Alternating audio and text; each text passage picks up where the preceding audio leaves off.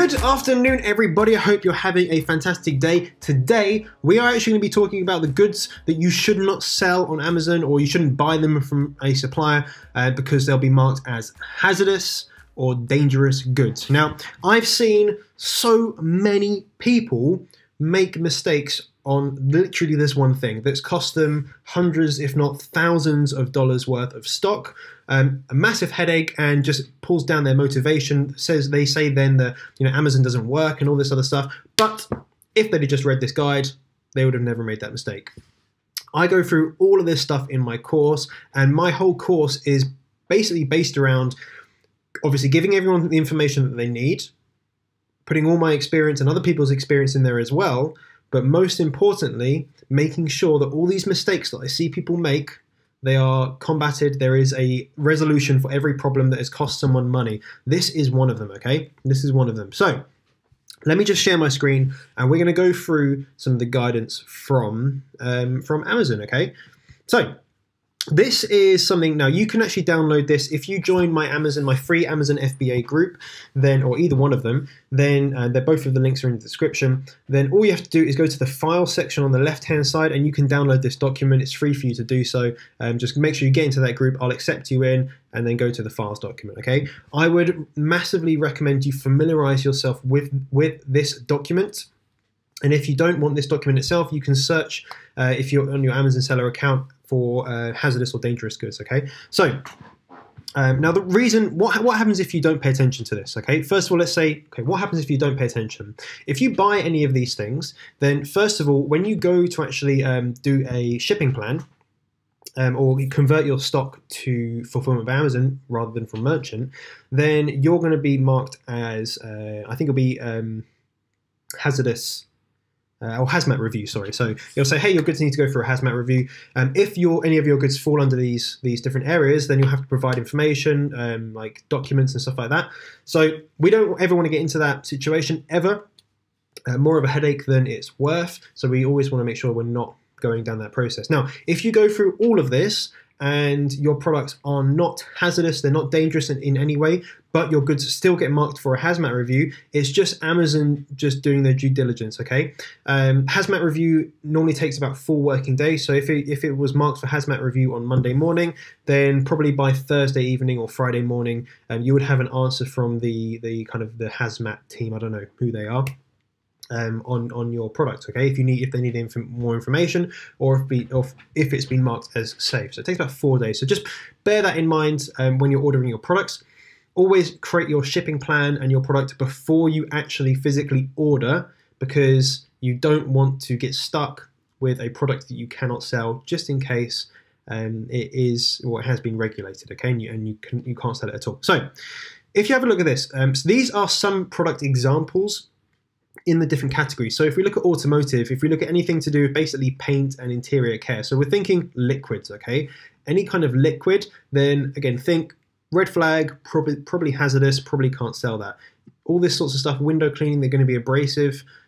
Speakers controlling magnets, so anything that has magnets in it, again, red flag, probably hazardous, probably not allowed to sell it. Batteries, anything that contains batteries, or if your product has batteries included, again, that will be marked. Again, fluids, anything to do with batteries, again, all that sort of stuff, okay? All that sort of stuff. Very, very simple. Just think liquids, batteries, magnets. Baby stuff. Anything to do with baby grooming, baby skincare, antibacterial products. So very similar kind of area, okay? We're thinking liquids or anything that can have a reaction with a baby. Any of this stuff, if you do end up selling any of these things, make sure you have insurance, guys. You do not want to get stuck with a lawsuit on your hands. Beauty and personal care is one of the biggest sections. Again, any aerosols, any hairsprays, anything that's in a canister, again, just don't even go near it. Perfumes, lotions, again, liquids, insect repellents, anything that is in a tube, anything that can be sprayed, anything that can go on someone, or like toothpaste or anything like that. Again, hazardous. Just don't even go into it. It's just not worth the bother. Okay. I'm not saying that you can't sell them. I'm just saying that as FBA sellers, we want to make it as easy as possible to make money. And doing these things doesn't make it as easy as possible, because you need to basically have certain documents, which I think they might be down below on the next section. You need certain documents to prove the kind of duty of care, okay, and stuff like that. So, consumer electronics, again, chargers, batteries, darkroom supplies, maintenance products, batteries. Again, batteries are big things, anything spillable.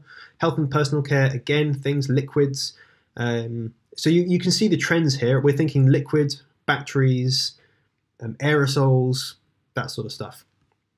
Home improvement, okay, grills, pest control, household cleaners, laundry detergents, floor care, very, very simple. And again, you can download this document and you can have a look at this sort of stuff, particularly with the pet products. I know a lot of people sell in the pets department, anything for their fleas, kind of fly, mosquito control, ear care, repellents, deodorizers. Just make sure you pay attention to all of these. These are potential dangerous goods. And you can go down. The next section we have is dangerous goods identification guide. This is a little bit more specific in terms of do's and don'ts. Now, this would take some time to look through because all of these are hyperlinks. They'll take you to individual pages, which will give you more information. So I would really recommend looking at these.